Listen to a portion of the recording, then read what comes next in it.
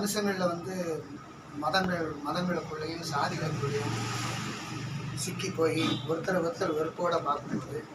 தாமியசா தான் ஒரு பெரிய ஆலமரமாக பல பறவைகளை, நாமெல்லாம் ஒரு பறவைகள், நமக்குள்ள சாதி மதங்கள் வந்து எந்த காலத்தையும் குறிக்கிடாது. ஏன்னா நாம் கொஞ்சம் படித்தவர்கள், அதுதான் விஷயம். அதனால தான் நான் சொல்கிறேன், புதிய நிர்வாகம் வந்து சிறப்பாக செயல்படணும்.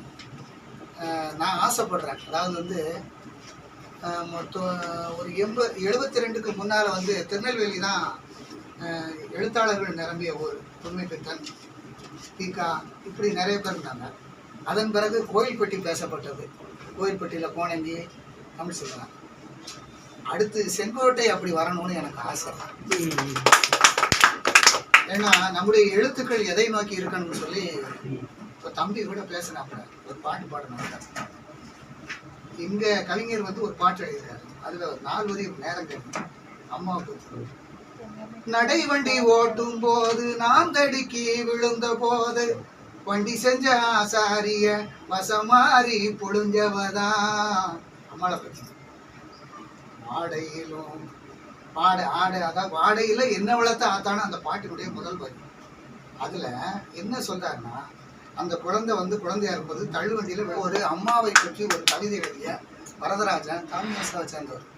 அதே மாதிரி இன்னைக்கு தமிழ்நாடு முழுக்க பேசப்பட்ட ஆத்தா உஞ்சால அந்த பாட்டு, அப்பா கையை பிடிச்சா, இப்படி நிறைய இருக்கு.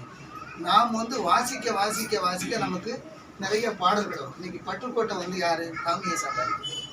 அதே மாதிரி யாரு?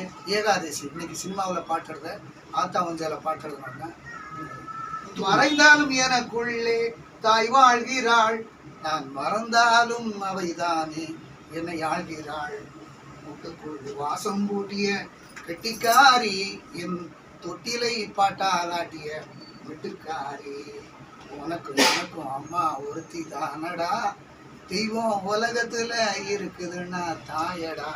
இந்த பாட்டு இன்னைக்கு பட்டி தொட்டி போறாங்க, சினிமாவில் பாடிட்டாங்க. எத்தனை பட்டிமன்ற பேச்சாளர்கள் இசைடியில் எந்த பட்டிமன்றம் எடுத்தாலும் இந்த பாட்டு இருக்கும்.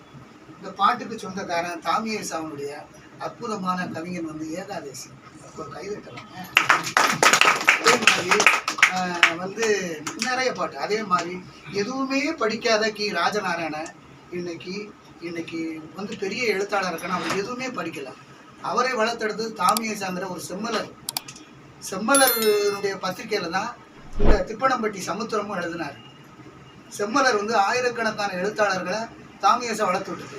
ஏன், ஒரு சின்ன கிராமத்தில் மேலாண்மை நாடுங்கிற கிராமத்தில் பெட்டிக்கடை வைத்திருந்த ஒரு மேலாண்மை பெருமிசாமிய இன்னைக்கு உலக அளவில் சாகித்ய அகாடமி பரிசு வச்சது தாமியசா தான். அவை தாமியசா எங்கே கலைஞர்கள் இருக்கிறார்களோ, எங்கே கவிஞர்கள் இருக்கிறார்களோ, எழுத்தாளர்கள் இருந்தாலும் அவங்களையெல்லாம் ஊக்கப்படுத்தி கொண்டு வந்து அந்த எழுத்துல வந்து சில பேர் வந்து ஒன்றுமே தெரியாது. இப்போ மனுஷியபுத்திரன் கவிதை எழுதும்போது முதல்ல வரும்போது ரொம்ப அபத்தமாக எழுதினார். அதை மணிவாசகம் பதிப்பம் போடுச்சு, அவரே ஒத்துக்கிட்டாரு.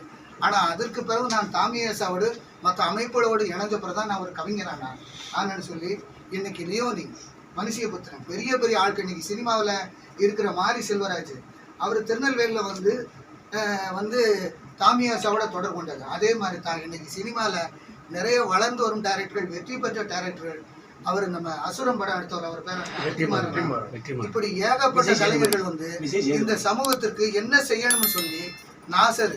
இப்ப ரோகிணி வந்து எவ்வளவு பெரிய ஷூட்டிங், அவன் 1 லட்சம் தாரானாலும் கிடையாது, தாமியசா கூட்டத்துக்கு வந்து உட்கார்ந்து